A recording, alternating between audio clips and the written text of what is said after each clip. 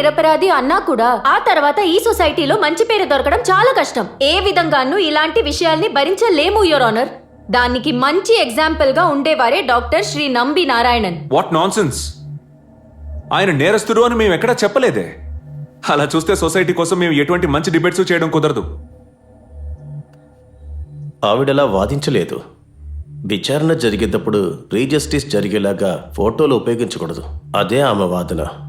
ఫోటోలు ఉపయోగించకుండా వాదన కొనసాగించవచ్చు కదా.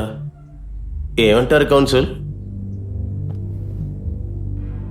యువర్ ఆనర్, ఒక న్యూస్ని ఎలా హ్యాండిల్ చేయాలో, ఎలా ఒక వివాదాన్ని కాంటాక్ట్ చేయాలని నిర్ణయించుకున్నది రోడ్లో వెళ్లే ప్రజలు లేక నేరం చేసిన వాళ్ళు, లాయరు, కోర్టుల వల్ల కూడా కాదు. అది పత్రికా విలేకరులు, మంచి అనుభవం ఉన్నవాళ్ళు, అందులో గొప్పతనాన్ని నిరూపించుకున్న వాళ్ళు చాలా మంది ఉన్నారు. వాళ్ళు నిర్ణయం తీసుకుంటారు. యువర్ ఆనర్, మీరు ఒకవేళ వినుండొచ్చు లేదా చదివి ఉండొచ్చు. అది మీకు గుర్తుందో లేదో తెలీదు. యువర్ ఆనర్, ఫేమస్ అయిన ఒక కేసు ఉంది, Maneka Gandhi versus of union of India. అది 1978 అనుకుంటాను కదా. యువర్ ఆనర్, ఈ కేసులో justice PN Bhagwati, veteran supreme court judge, ఈ కేసులో ఆయన లెజెండరీ అబ్జర్వేషన్ చేశారు. That and open debate and free discussion will strengthen the democracy of the nation. Your honour, indeed the there is supervisor he board in press council of India with powers not to punish, child or chastise, with no judicial teeth. లేదంటే బోధించాలి, కావాలంటే ఉపదేశించాలి, లేదంటే ఆలోచించాలి. అంతే కదా, అంతకు మించి ఏమీ ఉండదు. మీడియా ఎప్పుడు ఎలా పనిచేయాలో, ఎలా చెయ్యకూడదు అనేది అడగడానికి ప్రభుత్వానికి కూడా ఎటువంటి అధికారం లేదు అనేది తెలుసుకోవాలి యువర్ ఆనర్. అది మాత్రమే కాదు యువర్ ఆనర్, స్వేచ్ఛగా మాట్లాడే హక్కు పత్రికల్లో వాళ్ళకి ఉంటుంది. మన ఇండియన్ సిస్టమ్ గురించి ఎవరినైనా బాగా అడిగి తెలుసుకోవాలి, లేదా చదివైనా ఇక్కడికి రావాలి. అది వదిలేసి కేసు దొరికింది కదా అని ఇక్కడికి వచ్చి ఇలా మాట్లాడకూడదు. యువర్ ఆనర్, నేను సీనియర్ కౌన్సిల్ వాదాన్ని ఒప్పుకుంటున్నాను. ఏంటి, మీడియాని కట్టుబాటు చేసే అధికారం కోర్టుకు లేదని చెప్పబోతున్నారా? Yes your honour.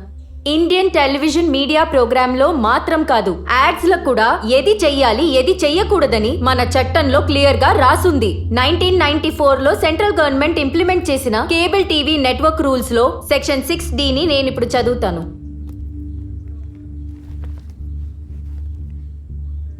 No program should be carried which contains anything obscene, defamatory, suggestive, innuendo and half-truth. అంటే అసభ్య పాదజాలం, పరువు ప్రతిష్టలకి భంగం కలిగించడం, తప్పుడు ఆలోచనలు కలిగి ఉండడం, ఏదైనా తెలిసి తెలియకుండా మాట్లాడకూడదు. ఒక కేసు దొరికిన వెంటనే ఆ కేసు కోర్టుకి తీసుకురావడానికి ముందు సీనియర్ కౌన్సిల్ అయిన మీకు ఇవన్నీ తెలియాలి కదా.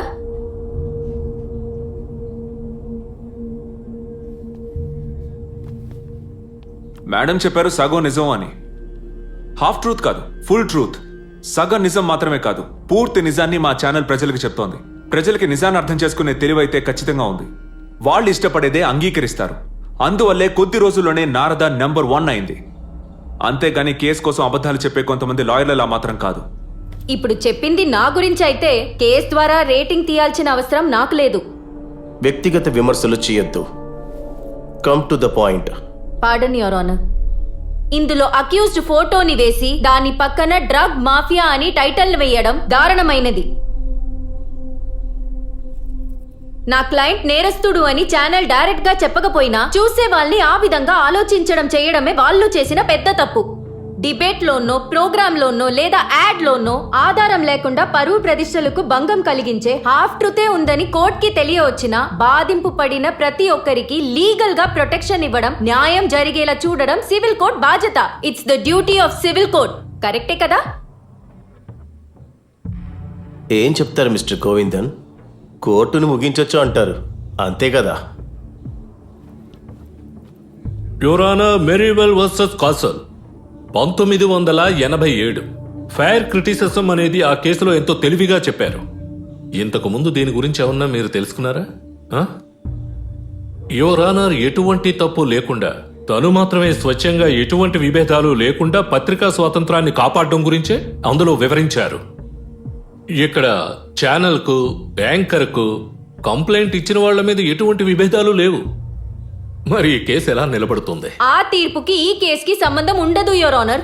అందరి ముందు మైకులు పెట్టి ఏదైనా అడగొచ్చని అధికారం ఇచ్చిన నారద ఛానల్ హెడ్ అందర్నీ దబాయిచ్చి మాట్లాడే మిస్టర్ సిపి తోటి నా క్లయింట్ అతనితో లిఫ్ట్ లో కొన్ని క్వశ్చన్స్ అడిగారు. అది సోషల్ మీడియాలో వైరల్ అయింది.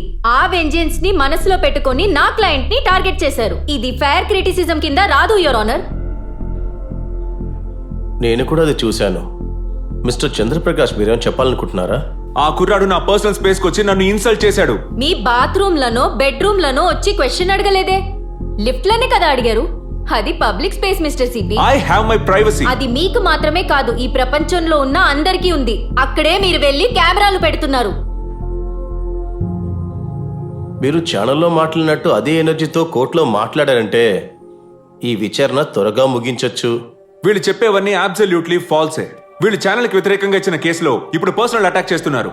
ఇన్ని రోజులుగా నా మీద ఒక్క క్రిమినల్ కేసు కూడా లేదు. అట్లీస్ట్ ఒక చిన్న కంప్లైంట్ కూడా లేదు. అబ్జెక్షన్ యువర్ ఆనర్, తన మీద కంప్లైంట్ ఉంది. సి, ఇది ఒక ఫాల్స్ స్టేట్మెంట్.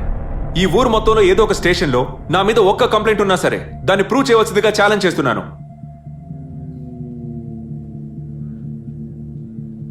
వ్యక్తిగతంగా పగ తీర్చుకోవడానికి ఛానల్లో చర్చలు పెట్టాం. ఊరుకుంటే ఆ డ్రగ్ కేసు కూడా నేనే సెట్ చేశానని చెప్పేలా ఉన్నారు. జేఎస్ జాన్ అని సదా బెయిల్ అప్లికేషన్ మూవ్ చేసేటప్పుడు ఈ కంప్లైంట్ గురించి ఆల్రెడీ కోర్ట్ కి నేను తెలియచేశాను. కేసు గెలవడానికి ఏమైనా చేయొచ్చా? మీరు మాత్రం ఏవైనా చేయొచ్చా? వ్యక్తిగత ఆరోపణలు ఏవి వద్దు. పాడన్ యువర్ ఆనర్. యువర్ ఆనర్, సొసైటీలో లక్షన్నర వ్యూవర్స్ కి ముందు భయం లేకుండా ఈ షో జరుపుతున్నారు. ఆయన పర్సనల్ గా ఏమన్నా చేయాలనుకుంటే అసలు ఈ షో జరపడమే కుదరదు. I challenge you to substantiate your statement. Your honour, ఒక అమ్మాయిని తప్పుగా యూజ్ చేసినందుకు చంద్రప్రకాష్ తన అనుచరులు అందరూ కలిసి ఇది చేశారని కంప్లైంట్ ఆల్రెడీ ఉంది. What? Your honour, unnecessary accusation shall not be permitted in this court. అలాంటి కంప్లైంట్ ఉన్నట్టయితే అది చాలా సీరియస్ అయిన విషయమే కదా. యువర్ ఆనర్, ఆల్రెడీ నేను అన్ని సబ్మిట్ చేశాను. This court has absolutely no jurisdiction not this matter. ఈ కేసును పరిశీలించడానికి ఈ కోర్టుకి ఎటువంటి అధికారం లేదు యువర్ ఆనర్. పర్సనల్ గానో లేక పబ్లిక్ ఇంట్రెస్ట్ గానో దీన్ని ఛానల్కి మోటివేట్ చేయడం ఎందుకో చెప్పాలి. ఎదురుతరపు పాస్ట్ కూడా ముఖ్యమే. రేపు డీటెయిల్డ్గా వాదనలు విందాం. నాకు వేరే పనులున్నాయి. లాయర్ రేపు కుదరదు, నేను చాలా ట్రావెల్ చేయాల్సి ఉంది. యువర్ ఆనర్, నా క్లయింట్ రేపు వేరే ఊరికి వెళుతున్నారు.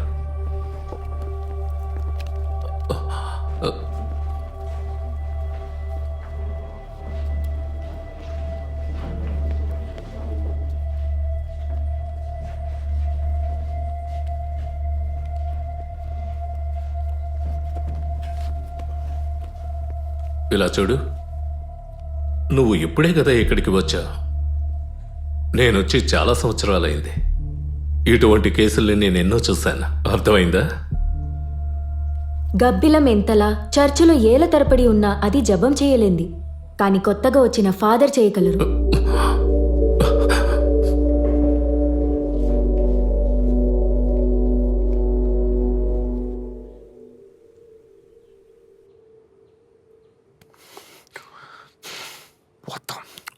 ఏదో ఒకటి చెయ్యండి లాయర్ గారు.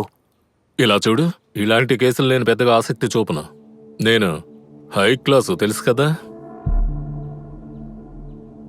నేను నా జూనియర్ని పంపిస్తాను.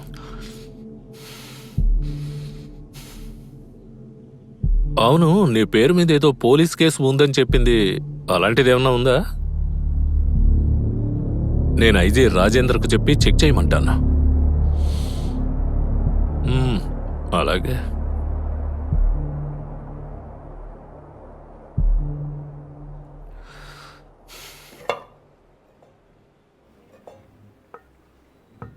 ఆయన ఈరోజు దుబాయ్కి వెళ్ళాలి కదా?